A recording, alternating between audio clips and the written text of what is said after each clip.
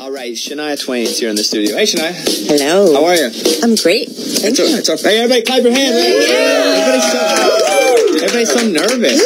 Why are everybody so nervous? Shania Twain. Do you get that a lot? Everybody's like, it's Shania. I get nervous. What are you talking about? I'm not. I know the feeling. Man, it's really nice to meet you. Thank you. Same here. We were sitting beside each other at the hockey game the other night, and because I guess you come right into town Preds night when the Preds are playing. Yep. So are you a huge hockey fan since you're Canadian? Because my girlfriend's Canadian, and that's her sport. It's in my blood. Yeah, I grew up with it. I can be a rowdy fan.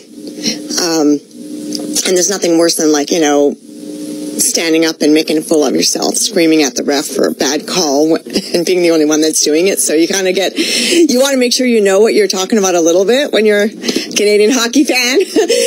Because we can get pretty rowdy out there, with the fans. I have no idea. I just watch the people that wear the same color I'm wearing, and when they cheer, I cheer. That's how I know when it's time to cheer. Oh, gosh. That's a good plan.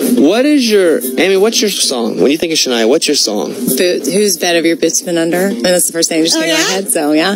I wrote that in a little bush cabin in Canada by my wood stove. Really? Yeah. Sounds like Abraham Lincoln. Just you? You wrote that song by yourself? Well, I wrote it, and then I wrote that before I met Mutt. And then when we met, that was one of the songs I pulled out of my hat. Uh-huh.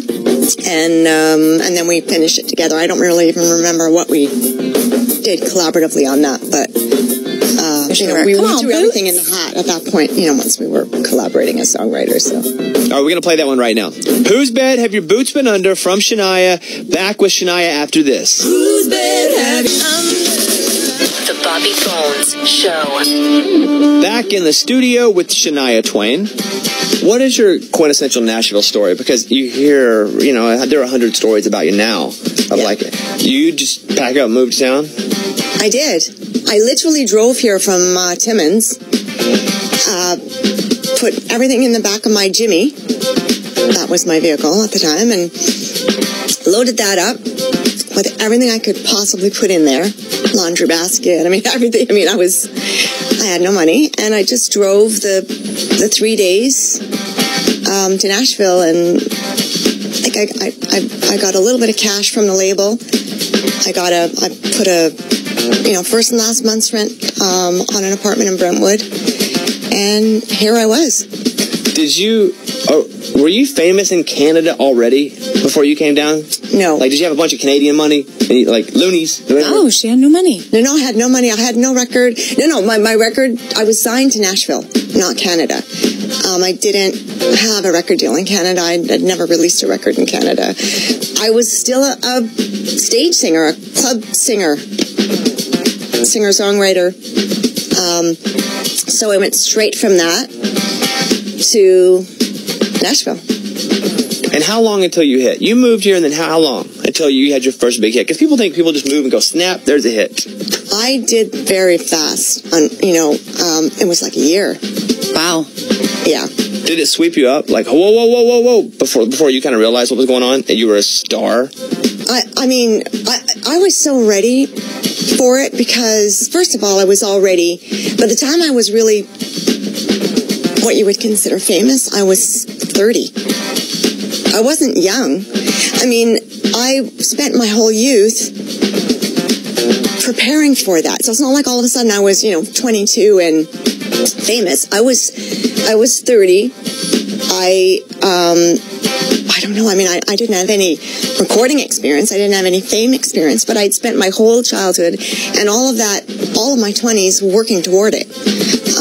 Singing in bars and any type of show that I could get into, festivals, writing. I really, wrote all the time, by myself. I was just a solo writer. So by the time I made it, I was so ready. By the time I met Mutt and made that first record with him, I had a whole stash of songs, and it went very fast, that record, I think my song is Honey, I'm Home. When I think, it's just, I just love the pace. Yeah. Cool. Yeah, that's a good one. Yeah, that's a rockin', it's a rockin' country song, right? You guys want to rock?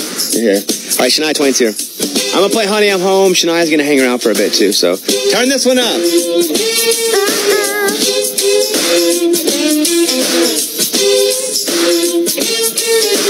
The car won't start, it's falling apart. I was late for work. This is a Bobby Bones show. All right, Shania Twain is here. Oh, so tip: don't leave your water bottle in here because someone will grab it and sell it. Do they like when you're really famous like you? Do you have to worry about things like that? Like, do you have someone that's always watching you? Like, don't leave forks or tip the proper amount. Do you worry about that kind of stuff? I do not overthink fame. It's just life's too short. Like if a valet takes your car, are you like, oh, for sure, they just told somebody that they valeted Shania and I only tipped him $20? No. I mean, I just don't think about those things, you know. I forget who I am most of the time. That's what I really prefer to do. I just go about life, and until somebody reminds me of who I am, I forget who I am, and I like it. Well, you're Shania Twain. If we haven't told you Thanks lately, for reminding me. Yeah. Holy cow! FYI. So you have this entire class of female artists, these here, and the last 5, 6, 7 years, you're like what they grew up listening to. I mean, you're what they admire. And I was with you and you brought out Kelsey Ballerini, who we're very close to, and you guys sang together. We were in California together. That was so fun.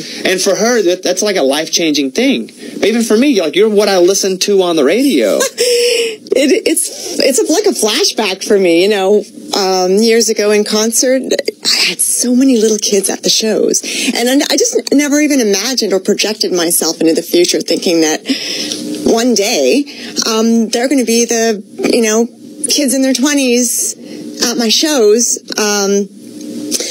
Sometimes they're still there with their parents. You see the two generations together, and sometimes it's just the group of college kids coming together to party, and they'll say, "Oh, you were my first concert." I'm thinking, wow, okay, you're a young adult. Okay, how is that possible? So yeah, no, it's true. It's this whole generation of college kids that went to my shows when they were little, or listened to my song from the car seat in the back. Yeah.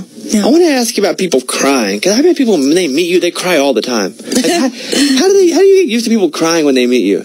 Because you're royalty. Inside of our format, you're royalty. Well, my mother used to always cry whenever I would sing. Every time. Like at the kitchen table. Good cry? A good cry. Okay, all right. Like, Mom, so I would sit at the kitchen table, I'd play her a new song that I wrote. I'm like 10 or something, She'd cry. And then, I'm on stage, I sing a song, she cries. We're at a house party somewhere, sing a song, she cries.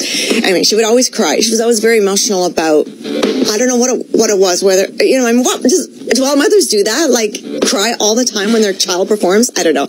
But my mother always did. And so I'm used to it. And I learned to appreciate it. At the time as a kid, I'm like, oh, Mom, come on. You've heard me sing a million times, But I've really learned to appreciate the connection with people and the emotions that it stirs up in people. I want to know about this new music. So, you have a whole record that's going to come out. Mm-hmm. So how many songs are we putting on this thing? 16. Wow. I recorded 21. It was very hard to bring it down, and sometimes I regret bringing it down to 16. But, I'm ready to get back into the studio and make another album. So now I've got a head start. You're ready to make another album? I am. I've got so many songs in there. In my head, in my heart. But yeah, there's 16 on this one.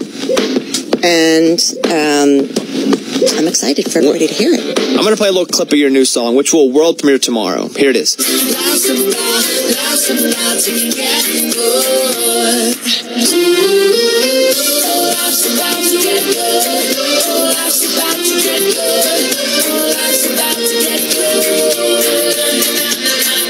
We're going to world premiere that whole song tomorrow. Well, congratulations. It's really cool to see you.